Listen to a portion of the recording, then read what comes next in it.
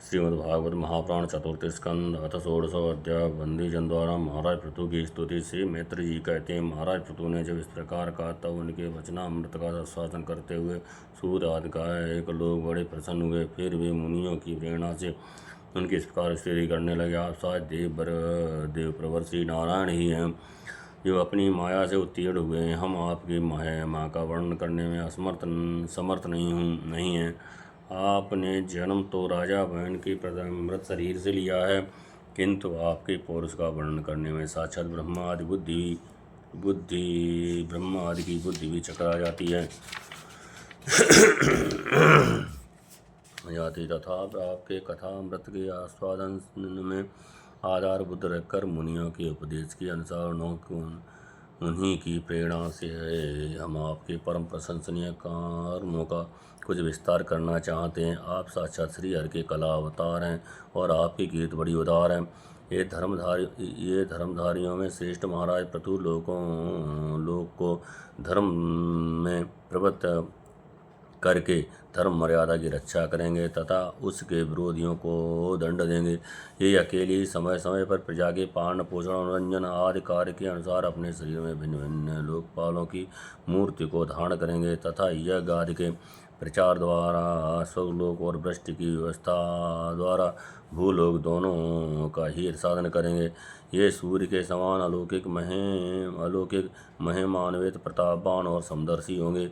जिस प्रकार सूर्य देवता 8 महीने तपते रहकर जल खींचते हैं और वर्षा ऋतु में उसे उड़ेल देते हैं, उसी प्रकार ये कर आदि के द्वारा कभी धन संचय करेंगे और कभी उसका प्रजा के हित के लिए व्यय करेंगे, कर डालेंगे। ये बड़े दयालु होंगे। यदि कभी कोई दीन पुरुष इनके मस्तक पर पैर भी रख देगा तो भी ये पृथ्वी के समान उसके इस अनुचित व्यवहार को सदा सहन करेंगे। कभी वर्षा न होगी और प्रजा की प्राण संकट में पड़ जाएंगे तो ये राज वेशधारी श्री हरिंद्र की भांति जल वर्षा कर अनायास ही उसकी रक्षा कर लेंगे। ये अपने अमृतमय मुखचंद्र की मनोहर मुस्कान और प्रेम भरी चितवन से संपूर्ण लोगों को आनंद मग्न कर देंगे। इनकी गति को कोई समझ न सकेगा। इनके कार्य भी गुप्त होंगे तथा इन्हें संपन्न करने का ढंग भी बहुत गंभीर होगा।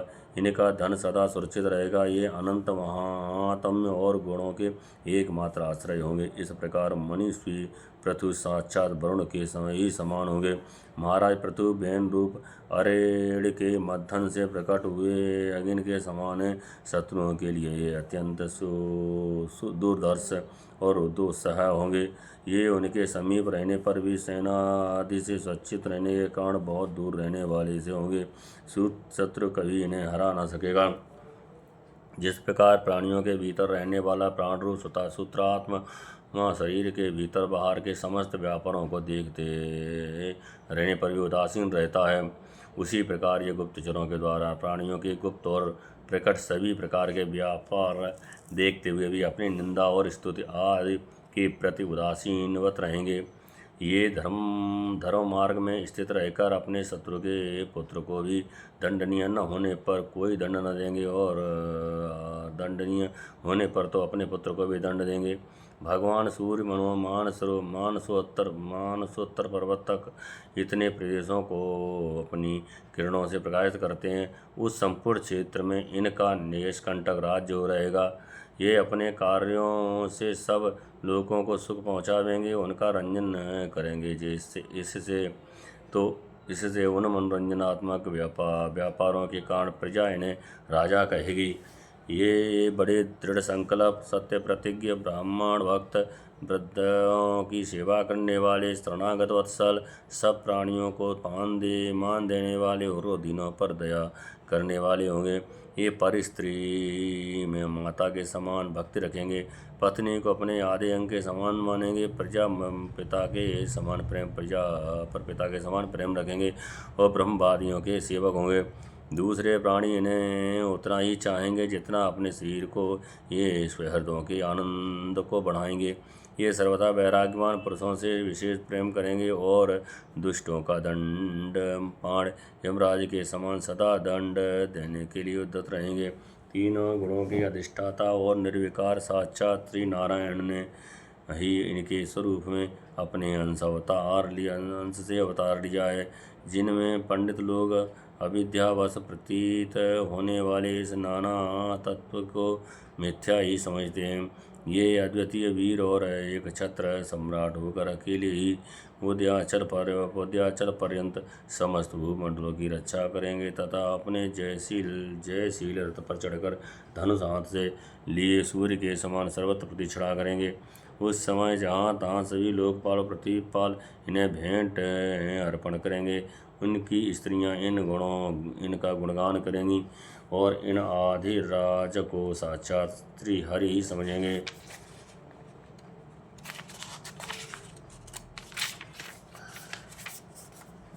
ये प्रजापालक राजाधिराज होकर प्रजा के जीवन निर्वाह के लिए गोरूप धारणी पृथ्वी का दोहन करेंगे और इंद्र के समान अपने धनुष के कानों से बातों की बात में पर्वतों को तोड़ फोड़ कर पृथ्वी को समतल कर देंगे। रणभूमि में कोई भी इनका वेग नहीं सह सकेगा। जिस समय ये जंगल पूंछ उठाकर बिछड़ते हुए सिंहासन के समान अपने अजब गजब धनुष का टंकार करते हुए भूमंडल से विचरेंगे, उस समय सभी दुष्ट जन इधर उधर छिप जाएंगे। ये सरस्वती के उद्गम स्थान पर 100 अश्वमेध यज्ञ करेंगे। तब अंतिम यज्ञानुष्ठान के समय इंद्र के घोड़े को हर कर ले जाएगा। अपने महल के बगीचे में इनकी एक बार भगवान सनत कुमारों से भेंट होगी। अकेले उनकी भक्तिपूर्वक सेवा करके ये उस निर्मल ज्ञान को प्राप्त करेंगे जिससे ब्रह्मा की प्राप्ति हुई थी, जिससे ब्रह्मा की प्राप्ति होती है। जिससे पर ब्रह्म की प्राप्ति होती है। इस प्रकार जब इनके पराक्रम जनता के सामने आ जाएंगे तब ये पराक्रमी महाराज जहाँ तहाँ अपने चरित्र की ही चर्चा सुनेंगे।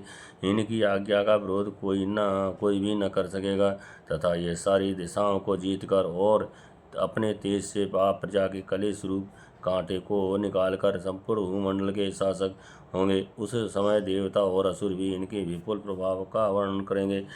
ये श्रीमद्भागवते महापुराणे परमहंसायां संहितायां चतुर्थ स्कंदे षोडशो अध्याय। जय श्री राधे।